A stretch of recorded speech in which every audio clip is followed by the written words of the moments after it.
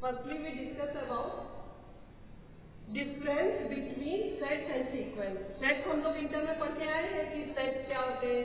तो well defined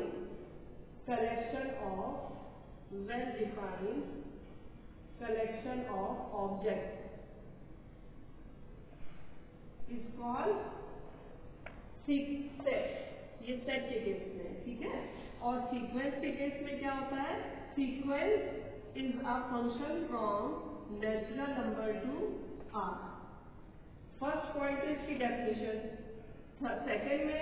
second में हम क्या कर सकते हैं कि सेकंड में हमारा ये है कि इसमें रिपीटिशन जो है, repetition is not allowed in the case of set. Repetition allowed नहीं होता है।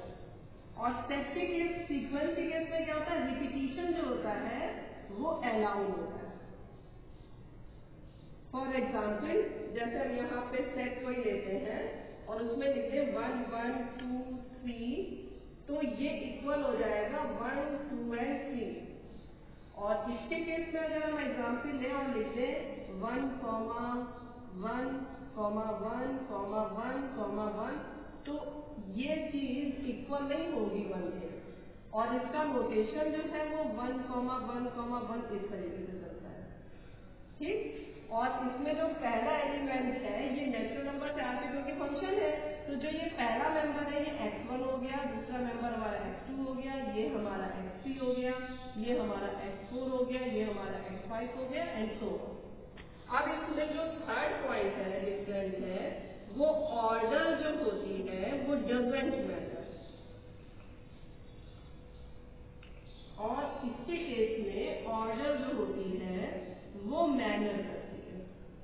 मैटर का मतलब क्या हो गया, जैसे इसमें अगर हम कोई सी सेट लिख दें 1 2 3 और उसको लिख दें 3 2 1 और उसको लिख दें 2 3 1, तो ये सारी की सारी चीजें इक्वल होगी in the case of set. और सीक्वेंस के केस में अगर हम लिखते हैं -1 1 1 एंड सो ऑन, और दूसरा हम लिखते हैं +1 -1 +1 -1 एंड सो ऑन, तो बोथ आर डिफरेंट सीक्वेंसेस।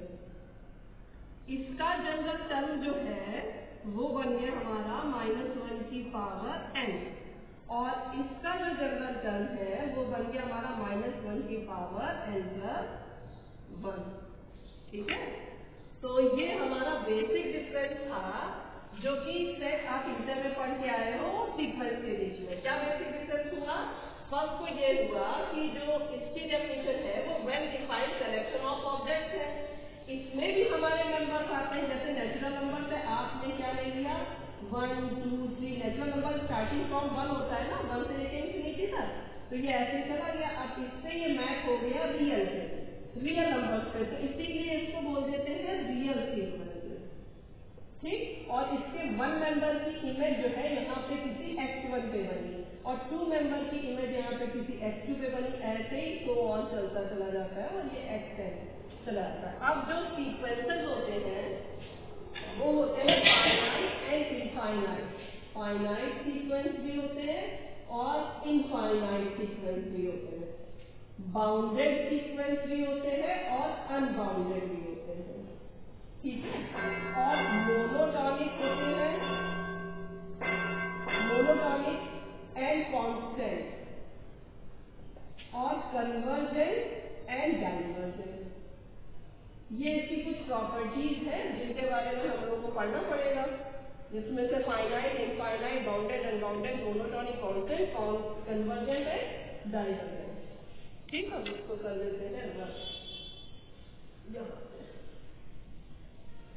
सबसे पहले हम लोग देखते हैं कहाँ से कि फाइनाइट सीक्वेंसेस की क्या एग्जाम्पल है, कौन से सीक्वेंस हमारे फाइनाइट है, कौन से सीक्वेंस हमारे इनफाइनाइट है। जैसे हमारा ये है 1 -1 1 -1, ये बहुत ही आसान सा एग्जाम्पल है फाइनाइट सीक्वेंसेस का, क्योंकि इसमें 2 मेंबर्स हैं और ये इस पर जा रहा है, तो इसको इनफाइनाइट सीक्वेंस टर्म्स में जा रहा है, पर इसके मेंबर कितने होंगे 1 -1, तो फाइनाइट सीक्वेंस हमारा बहुत ज्यादा काम का नहीं रहता है। और इनफाइनाइट सीक्वेंस के केस में क्या करेंगे, जितने भी हमारे हैं जैसे 1/n है, ये भी इनफाइनाइट सीक्वेंस का हो जाएगा, जैसे 1, 1/2, 1/3 एंड सो ऑन। ठीक, ये इनफाइनाइट हो जाएगा। बाउंडेड के केस में जैसे कहें तो बाउंडेड जो है वो दो पार्ट में बढ़ जाता है, एक अपर बाउंडेड और एक लोअर बाउंडेड। ठीक है, तो अपर बाउंड के केस में क्या होता है, जैसे इस सीक्वेंस के बारे में बात करें तो इसमें अपर बाउंड का मतलब हो जाता है 1।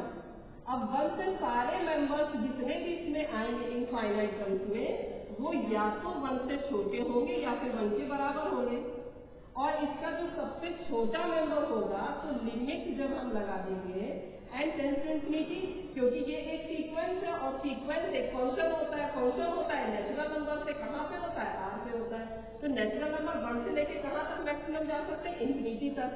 तो मैक्सिमम वैल्यू हमने ले ली, क्योंकि इसका जो 1 से लेके इंफिनिटी में 1 पे वैल्यू इसकी आ गई 1 पे वैल्यू आ गई है 1 एंड इक्वल टू 1 पे वैल्यू आ गई है सीक्वेंस की 1। तो limit n tends to infinity 1/n जो आ गया ये 0, यानी इसकी जो अपर बाउंड हो गई है वो हमारी हो गई है 1, क्योंकि 1 से सारे मेंबर्स जो हैं इस सीक्वेंस में या तो छोटे हैं या फिर बराबर है, क्योंकि इसके मेंबर्स कैसे हैं 1/2, 1/3 एंड सो ऑन इस तरह के।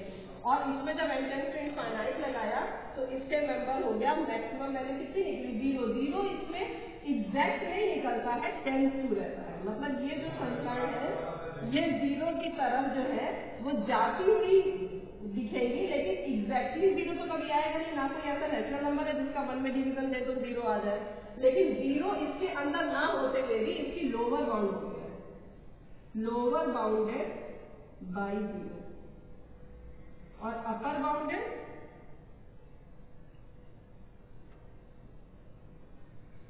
बाई 1।